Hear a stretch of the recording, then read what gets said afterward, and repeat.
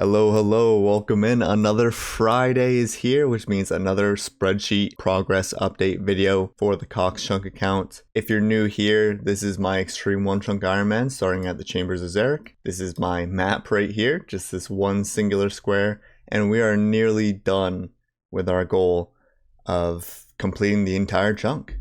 So first off, I am 200k-ish fletching XP from the next fletching level, which would be 94. Need 95 fletching to fletch a dragon dart, as you should recall. Very slow progress, about 4k an hour if I'm really trying. Quick look at the bank here. Got some gems stacked up from some raiding. I've just been chiseling them into bolt tips while I'm trying to AFK a bit. I've gotten a few dragon arrow tips this week. It's been really nice bonus XP. A few more magic logs, a few more bowstrings. That adds up to a bit more fletching XP, but the long bows are the real bread and butter of the XP here. We've gotten, well, I'm not exactly sure what we were at last week, but yep, some progress here. I wouldn't say as much fletching progress as last week, but we're getting there for sure. Quick look at the loot tab from the raids here. We just passed a 100k stack of saltpeter this week. By next week, we might have another white stack in the bank. We'll see. A few of them are getting close. I definitely expect some before the end. Some extra for sure. Quick look at some of the other tabs here. You see the bolt tips are stacking up from just AFKing these. I really should keep some gems not made into bolt tips, but we'll see. It's just too easy to stack up the XP this way. Too easy, so it's hard to not use the gems for fletching XP, except that, you know, I won't be able to use gems very much in the near future anyway. It's gonna be a while before I get a furnace and molds to make jewelry with, so the gems really aren't going to be useful for a long time anyway, and I'll probably stack up a lot with whatever my next grind is, so I'm not too worried about using these for fletching XP. I think it's kind of worth it for a little bit of AFK time, and either way, like, my crafting levels going up insanely, so that's a good byproduct. If you're new to the second channel, consider leaving a subscription. I'm really trying to hit 1,000 subscribers here soon, so I'd really appreciate that. Of course, if you're not caught up with the main channel progress or the normal videos, the link is in the description. Should be the first link there. Go ahead and click that. Make sure you're caught up, because the next video I post on this account will be the finale of the Cox Chunk Season 1. Of course, we are continuing the account afterwards. It'll just be with new chunks unlocked, so look forward to that. Let's go right into the log here. You guys can see the Chambers of Zarek log. We're at 1823 KC, so making some big progress. Sub 200 raids left until completion.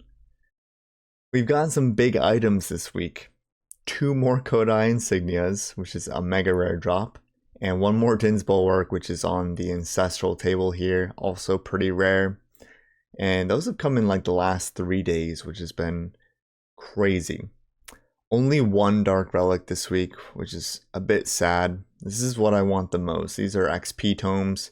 Each one saves me an hour of fletching, and that's big for me. Like I said, I only get 4k XP per hour, so these give like 4.5k XP in fletching per use, and those are really going to help speed up this grind. But I'm kind of getting unlucky right now. Unfortunately, I should have about 115 by the end of the 2000 KC. So we're not doing too well on that. It's about a 1 in 18 chance to get one, factoring in the fact that you can't get 2 in one chest, and that you can't get it with a purple either. So factoring in that, Yeah, it's looking grim. I don't know if we'll hit the 115, but who knows? RNG could stack back up for the remainder of the KC. We'll see. Now off to the spreadsheet. All right, so you see the spreadsheet here. The daily tracking going pretty well. This week started on the 18th right here, as you can see. Decent amount of raids. Actually, if you look over here to the total, the most raids so far since I've been doing the spreadsheet videos, 79 this week. And 2 lucky implings this week. Slightly less fletching XP though. So both lucky implings were on the same day, which is pretty normal, to be honest. I swear, like, these lucky implings are either all or nothing. You get them on the same day, sometimes multiple, and then you don't see any for over a week, as you can see here. So I wouldn't say that there were the most useful lucky implings, but of course you'll have to wait for the finale video to see exactly what I got.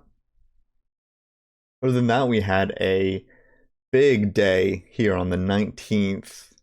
19 raids in that day. That was Saturday. Big day, big day. Yeah, I just felt like pushing it that day. I'm not sure why. Also got quite a bit yesterday, Thursday. 16 raids. And my biggest fletching day out of these 3 weeks as well was on this day. What day was that? Saturday, Sunday. Monday. Over 30k fletching XP. I don't even think that was the day I got the Dark Relic. I'm not sure which day exactly that was. It was probably during the 19-day stretch. 19 raid stretch. Most likely. Even though I didn't get that much fletching XP that day, but obviously I was doing a lot of raids, so makes sense. And yeah, so good progress. We're at 88% of the way to the fletching goal.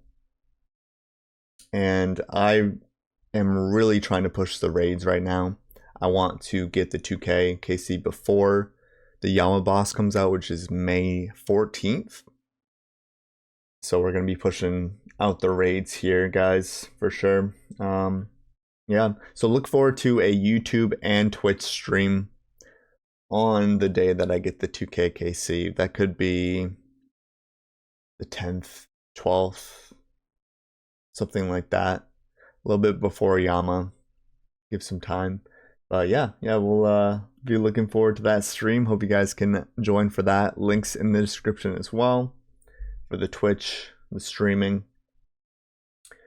And yeah, that's basically it for the progress spreadsheet. You can kind of see a little bit of the graphs showing up now.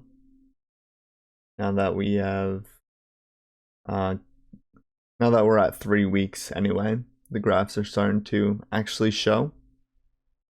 But those will be more interesting towards the end of the grind. So yeah, be looking forward to that. Now, there's one other thing that I want to do with you guys. Let me just open this up here. Going to make a quick tier list with you guys. We're going to be doing a raid demi-boss tier list.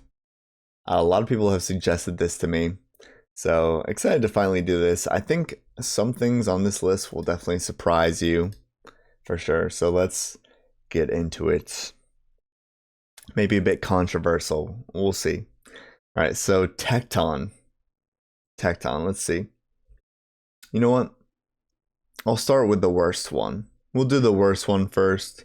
It's Vespula in the D tier. This probably is not a big surprise to a lot of people. This might be the worst boss in the entire game. It's gotten a lot better recently, but if you don't know, this boss is not how it was intended to be when it first came out. That is for sure. Yeah, it was planned to be killed a different way. I don't know if you recall in the raid, but you're supposed to hit the portal, the abyssal portal, and once the portal is dead, Vespula dies. Vespula cannot die before the portal.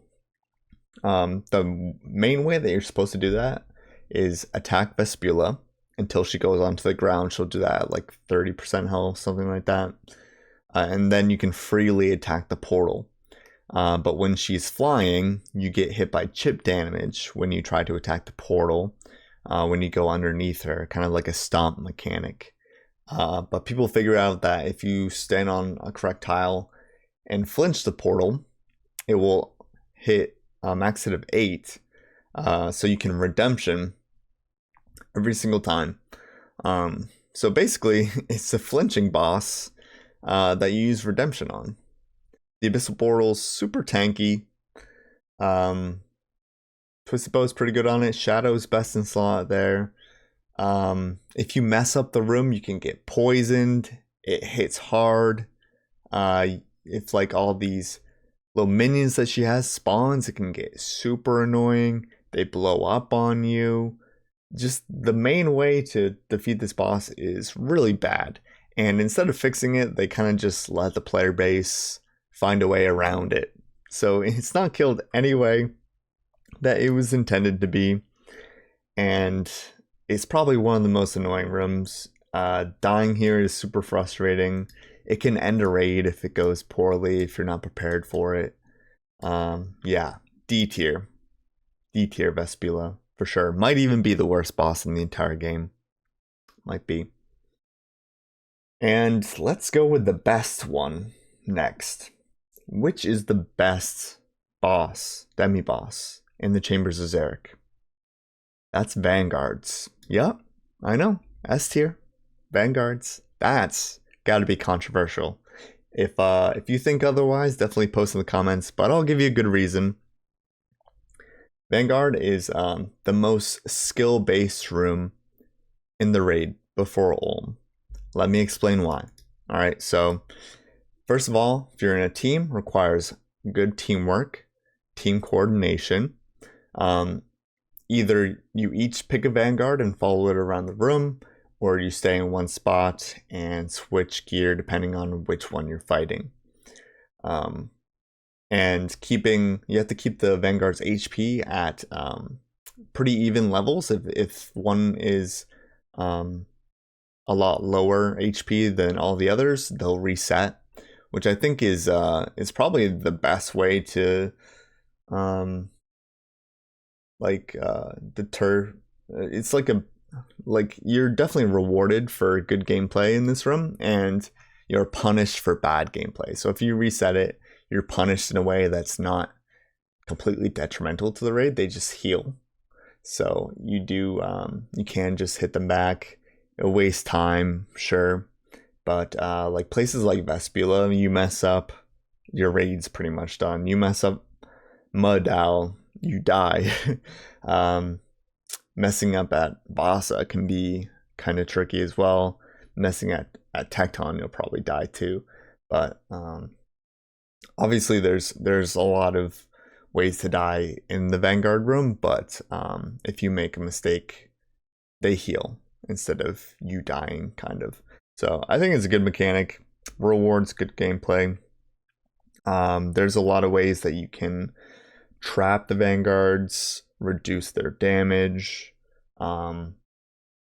There's different places to stand where you can like safe spot the melee Vanguard. I feel like it's probably the best room, and a lot of changes have been made to it recently to make it better. They don't attack you once they're dead anymore. That's something that I brought to the JMod's attention. Proud of that one because it definitely makes it a lot better.